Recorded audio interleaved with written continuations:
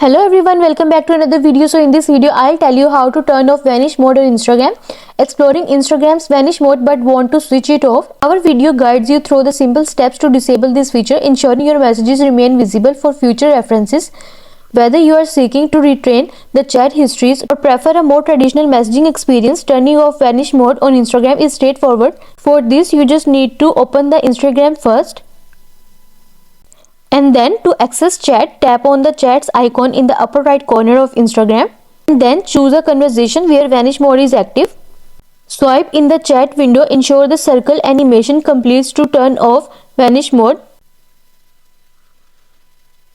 And tap on the other users' names in the chat.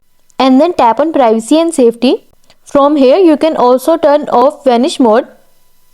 Repeat these steps to reactivate vanish mode as needed for privacy in conversation, and you are done. I hope this solution will fix your issue of turn off vanish mode on Instagram, and also let us know in the comments below if you have any questions. Thanks for watching. See you in the next video.